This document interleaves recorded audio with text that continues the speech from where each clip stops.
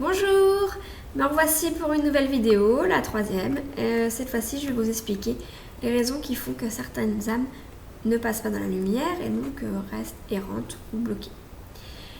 Donc il y a plusieurs raisons, diverses et variées, je vais en citer quelques-unes. Donc la première, ça peut être que l'âme n'a pas pris conscience de ce qui s'est passé.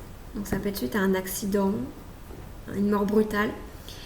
Elle n'a pas compris et donc pour elle, elle n'est pas morte.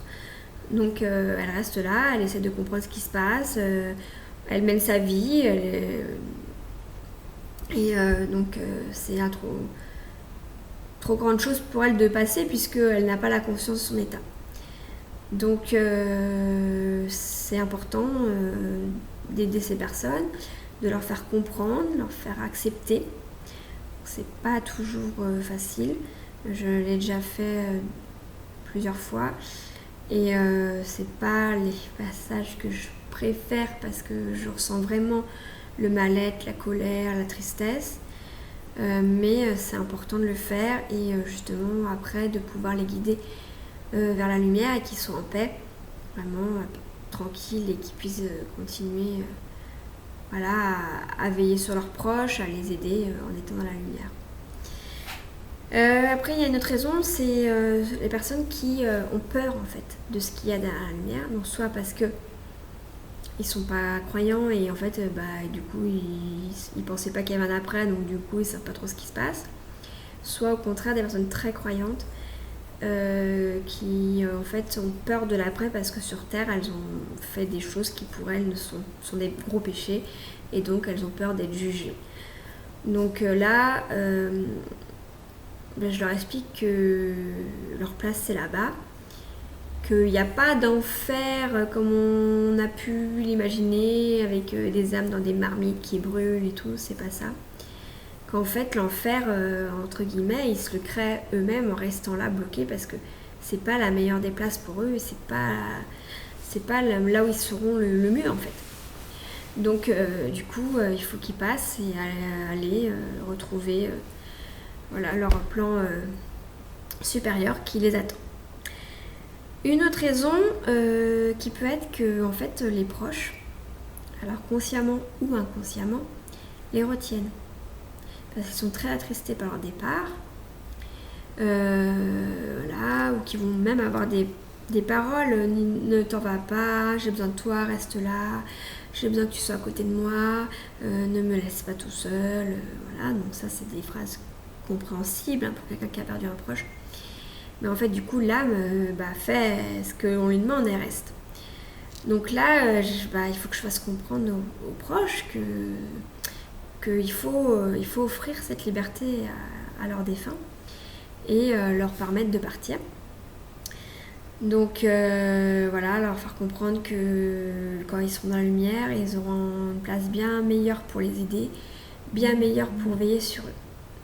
Par contre, une âme, c'est pas parce que c'est une âme qu'elle peut tout résoudre et tout savoir. Donc elle ne sait pas l'avenir, elle ne peut pas empêcher des problèmes vous arriver. Elle peut vous transmettre tout son amour pour vous aider à être mieux. Elle peut veiller sur vous, mais au niveau émotion, sentimentale. Enfin, je veux dire, vous apporter de l'amour pour être mieux dans votre vie, dans votre peau. Mais elle ne fait pas des miracles. Les âmes ne font pas des miracles et donc elles ne peuvent pas vous empêcher d'avoir des problèmes financiers, ou vous empêcher d'être malade. Ça, elles ne peuvent pas le faire. Une autre raison, c'est quand une âme est partie après un long combat contre la maladie, souvent, donc très très faible, avec une énergie vraiment basse. Donc là, elle n'a pas assez d'énergie pour atteindre la lumière. Et du coup, la lumière, si l'énergie n'est pas remise et réinvestie dans cette âme, la lumière s'éloigne petit à petit. Donc là, moi je les aide justement en leur donnant de l'énergie, en pensant, souvent je demande à la personne qui me demande de l'aider de lui apporter plein d'amour, de penser vraiment fortement à elle. Je fais appel aussi à ses proches qui sont déjà dans la lumière Je leur demande de venir l'accueillir et voilà, de lui envoyer toute cette énergie pour que l'âme puisse arriver à passer. Donc voilà les principales raisons pour lesquelles les âmes peuvent rester bloquées. Alors il faut savoir aussi qu'il y a de plus en plus d'âmes qui restent bloquées. Pour diverses raisons, c'est qu'avant, quand il y avait un défunt dans la famille, on veillait le mort, on priait, on se réunissait. Et donc on l'aidait, surtout pour les âmes qui étaient faibles, hein. Du coup ça les aidait à passer. Du coup ça se fait de moins en moins, surtout en Europe, enfin en Occident, parce qu'on ne veille plus les morts à la maison, parce qu'on n'a plus trop le temps, parce qu'il y a moins de gens, enfin proportionnellement il y a moins de gens qui sont croyants, donc du coup on ne prend pas ce temps.